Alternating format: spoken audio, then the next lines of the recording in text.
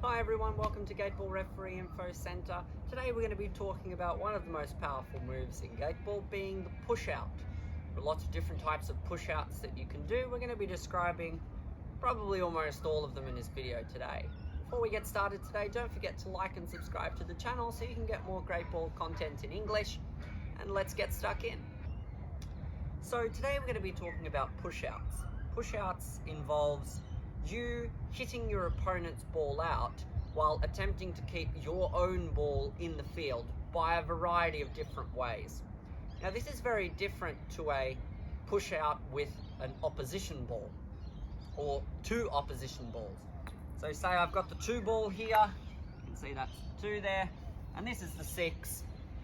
If we were to spark the 6 off this 9 and the 2 and the 6 were to go out, that's what you'd call a double push out or a bombard, that's called in sometimes. We won't be discussing those shots today, mostly because strategically speaking, they're quite straightforward. The ones we'll be discussing today are a little bit different.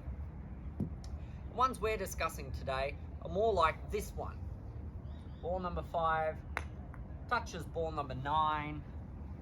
We line up with ball number 2. We hit ball number 9 into ball number 2. Ball number 9 and ball number 5 has stayed on the field, and ball number 5 still has a continuous stroke after this one. That's an explanation of one of the first push outs. So if we can use this and we have confidence in doing this, we'll be able to increase our opportunities, especially around gate 2, during the first few turns of the game. During the first few turns, if you're able to make a long touch and push your opponents out with your own balls, even from a distance a lot further than this, you'll gain great momentum against really good players. Now, the problem that comes with this that I find when I'm teaching it to people is people lack confidence in themselves to try and keep their ball in. They're very, very scared of both balls going out. Oops. Sorry. Trying to explain that both balls going out like that. This is what they're scared of. Like any other skill, this ball push out is something you can develop and learn. If you don't practice it, you're never going to be able to do it. And then over time, you can get a lot further away and still attempt to be able to do it. It's just got a little bit more risk involved. We'll try it here. See how we go. Whoops, we failed there. But you can get the gist of it. Through experience and practice, we're able to get the ball to stop dead.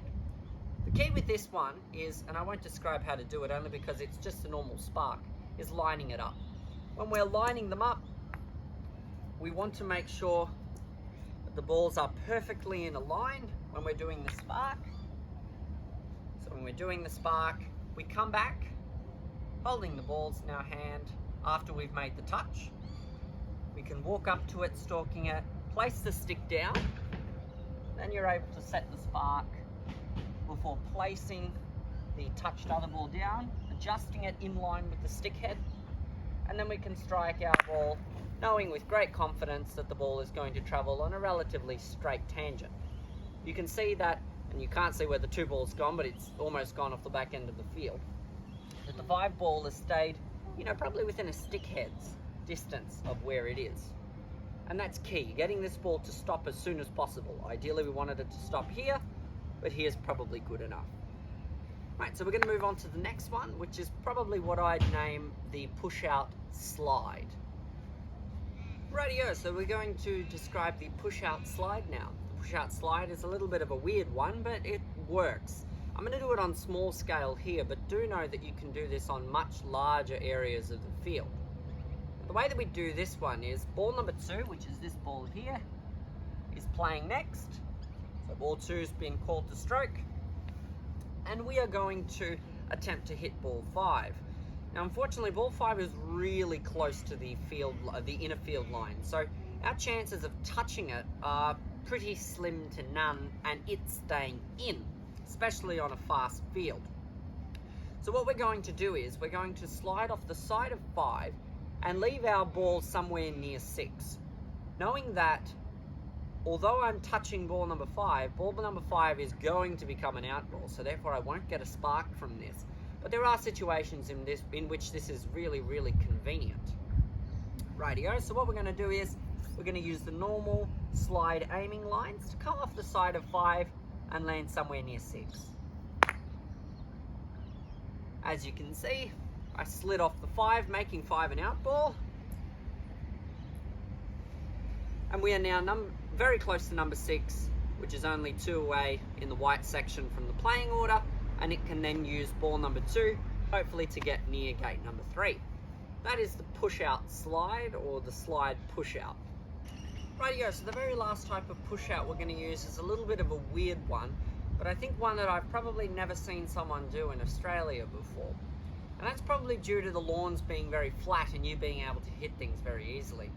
Again, I'm playing number 2 here, and I've been caught to stroke, and I've got the 5 ball and the 9 ball, but I really need to get to the 6 ball. The 6 ball's for gate 3, and I really want to set a pass touch.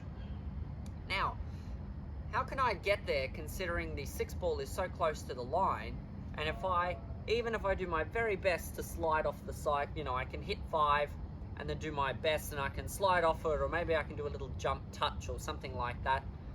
It's very risky. So what can we do with this? Well, we can use one of our little bit of a weird push-outs. And I don't have a name for this, but I guess you'd call it a push-out promotion. How about we go with that? Yeah, push-out promotion, I like that. So the way that we do a push-out promotion is like this. It's quite easy, really. What we're going to do is we're going to touch the 5, just barely making contact. We're going to pop the 5 out of bounds, but in popping the 5 out of bounds, we're also going to promote the 9 ball as a form of pioneer ball towards the 6 so that we can attempt to touch it. So we line up the side of the 5 with the 9, so that it pushes it that way into the field, while our ball goes somewhat, while the 5 ball, goes out of the inner field. Just like that. So you can see the 5 becomes an out ball, like that, and we're still able to hit the 9. And here especially, we're also able to slide off it slightly. So we can slide off the 9, and as you can see, I can then spark the 9 ball, and I'm only about, 30 centimeters away from the 6 ball, and I can then touch it and set a pass touch or a touch pass going through gate 3. This is an incredibly strong maneuver. It doesn't really come up that much, but when it does come up, you need to be able to identify that you can use the other balls very, very easily. Of course, in this situation, we'd hit the 9 ball out. It doesn't really matter where, well, depending on the game situation, but the key was that we needed to touch ball 6. There's no way we could have touched it from back here without a risk of that ball going out. But at 30 centimeters apart, you're almost guaranteed to hit it and be able to get a successfully gain the right to spark. So that's all I've got for you today. So we did the 3 forms of push-outs. They were the own ball push-out, where our own ball is sparked onto an enemy ball and our own ball hits out the enemy ball and our ball stays in the field. There was the slide push-out, where we slid off an opponent's ball to get towards our own ball, losing the right to spark, but getting towards the other ball for a later play. And then finally, the push-out promotion, which is a little less common, but incredibly helpful. Thanks for watching, everyone, today, and if you've got any ideas for some new videos you'd like to see or some new content, please put it in the comments. I try to respond to them as quickly as I can. You can also send me an email through the email links on the YouTube page, and let's play ball.